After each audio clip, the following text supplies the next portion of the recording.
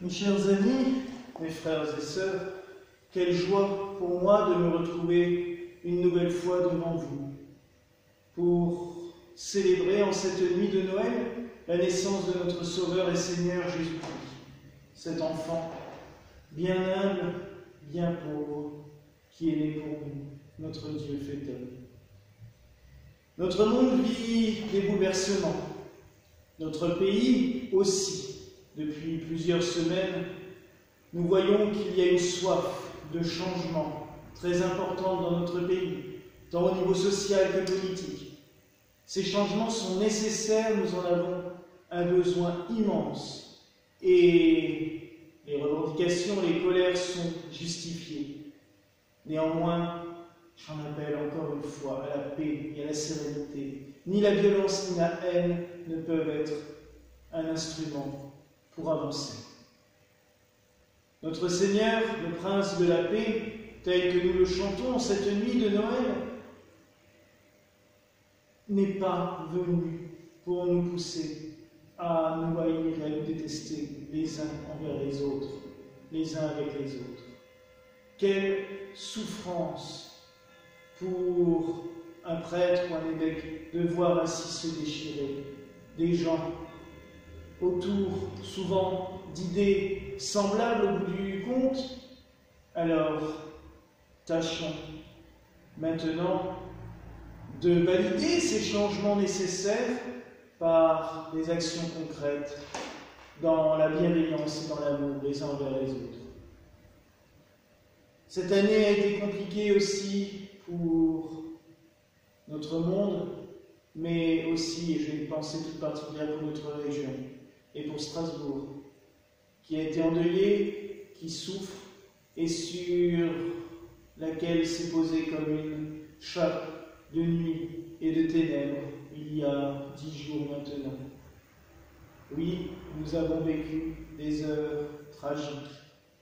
Oui, nous sommes aussi relevés et j'ai été, mais vraiment, admirablement surpris par la capacité des Alsaciens et des Strasbourgeois à se relever. C'est peut-être aussi que dans notre région, nous avons tellement vécu et souffert au cours des années que nous arrivons peut-être plus facilement.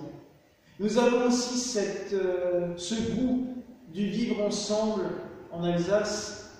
Ça fait des siècles que les religions vivent et travaillent ensemble. Ça aide, je pense, beaucoup à avancer et à prendre les décisions nécessaires pour continuer le chemin quotidien tous les jours. Ce travail, il est à faire dans nos vies de tous les jours aussi. Tous les jours, il y a des ténèbres qui nous arrivent, des catastrophes, des problèmes. Et tous les jours, nous devons avancer et continuer, passer par-dessus les épreuves, comme le Christ s'est relevé à chacune des chiffres du chemin de croix.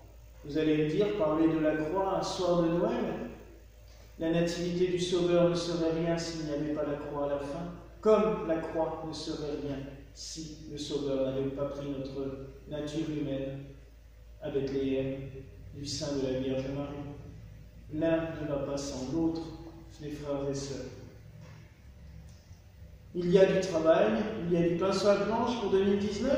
Ce sera une année de grands changements. Il n'y a pas à être devin pour le parier.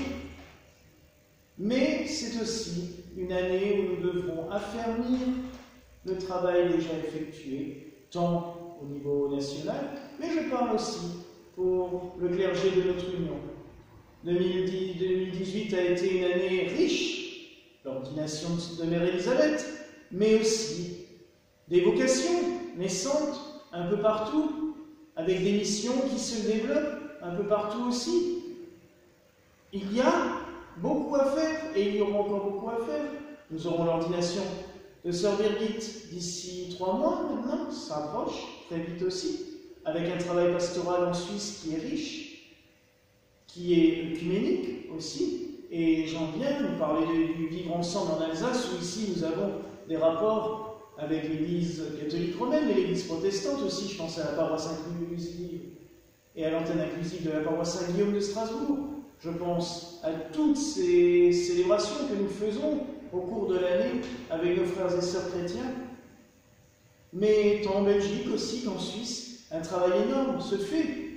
De nombreuses célébrations communes entre catholiques et gallicans, entre protestants et gallicans. Et ça, oui, c'est une richesse qu'il nous faut entretenir, qu'il nous faut faire grandir.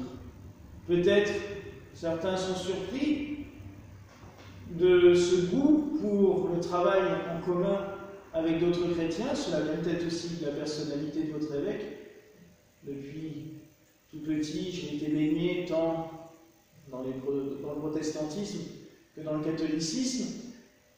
Ça joue peut-être. Il y a aussi ce fait d'être alsacien et strasbourgeois qui sans doute aide beaucoup à cela, mais c'est un bonheur pour moi que le Centre Miséricorde, le siège de notre Union apostolique gallicane, soit installé ici, si proche de Strasbourg, pour que ce travail et que cette vie œcuménique que nous vivons ici en Alsace puisse aussi se propager un peu partout dans le monde par notre Union apostolique gallicane. Je salue, en parlant d'œcuménisme aussi, mes frères et sœurs du clergé, de l'épiscopat, des communautés avec qui nous travaillons, de l'Union de l'Église catholique gallicane, Monseigneur Philippe, son clergé, ses évêques, avec qui nous avons renoué des liens. Je pense aussi à Monseigneur Damien qui est tout proche d'ici. Nous avons renoué des liens avec eux. C'est fort que les gallicans puissent travailler ensemble. Comme me le disaient mes confrères, il y a toujours eu plusieurs branches dans l'Église gallicane, les plus modernes, les plus traditionnelles, mais il nous faut quand même vivre et travailler ensemble pour montrer au monde le christianisme selon la vision de l'Église gallicane. C'est-à-dire quelque chose qui ne soit pas étriqué, qui ne soit pas refermé, qui ne soit pas enfermé, mais qui soit ouvert sur le monde avec des formes de célébration différentes. Quel est le problème du moment que l'esprit est identique? Je pense à nos frères et sœurs aussi de l'Église apostolique œcuménique, Monseigneur Laurent, Monseigneur Gianni, avec qui nous avons créé des liens. Monseigneur Laurent, ça fait plusieurs décennies maintenant, 2 décennies que nous travaillons et que nous nous côtoyons, mais maintenant les liens sont plus formels avec leur communauté. Et je pense aussi à tous mes frères et sœurs de toutes les autres églises chrétiennes avec qui nous travaillons, mais aussi à nos frères musulmans, nos frères juifs, avec qui aussi nous avons des très bonnes relations. Je vous rappelle aussi, pour ceux qui ne le savent pas, que le Centre Miséricorde est quand même accolé à la synagogue de Lingolsheim. S'il n'y a pas un signe aussi que nous devons travailler ensemble pour la paix et l'union, là, je ne verrai pas comment faire autrement. Donc je salue tous mes frères et sœurs du clergé, je vous salue toutes et tous, et comme mot d'ordre pour 2019, que vous dire de plus que gardons la paix et la sérénité. Nous invoquons le Prince de la paix en cette nuit de Noël, mais comment voulons-nous qu'il vienne si nous ne sommes pas capables de faire la paix avec notre prochain? Toutes et tous, je vous demande en cette nuit de faire la paix, moi, avec le plus proche. Nous n'allons pas bouleverser le monde d'un coup, nous n'allons pas faire la paix dans le monde entier d'un coup, mais si chacun et chacune des 6 milliards d'habitants de notre planète fait la paix avec son voisin, avec un proche avec qui il est embrouillé, alors là, oui, le travail commence déjà et nous pourrons faire cette paix, cette fraternité universelle. Je crois intimement, parce que le Seigneur nous l'a dit, que l'humanité peut vivre dans la paix. Si, comme nous l'avons lu ce matin dans la lecture d'Isaïe, si un jour le veau et le lionceau peuvent manger et dormir dans la même paille, alors qu'ils fonctionnent par l'instinct, comment nous, qui devons raisonner tous les jours, ne serions-nous pas capables de faire la paix avec notre frère ou avec notre sœur, qui peuvent être différents par la couleur ou par le fonctionnement, mais nous sommes quand même tous dotés de raison, nous pouvons bien y arriver.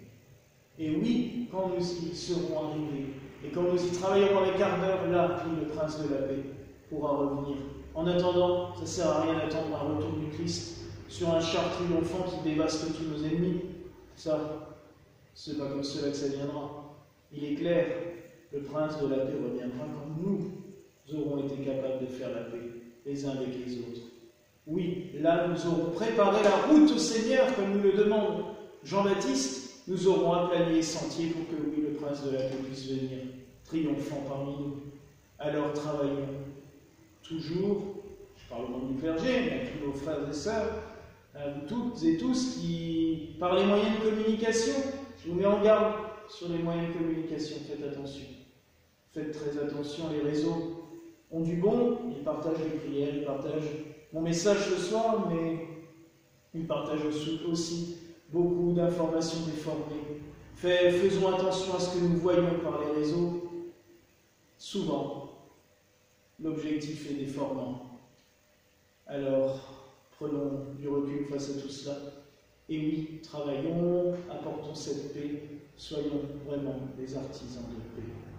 Mes frères et sœurs, je vous souhaite encore une belle et sainte nuit de Noël. Je vous souhaite tous les vœux aussi pour l'année 2019 qui s'annonce.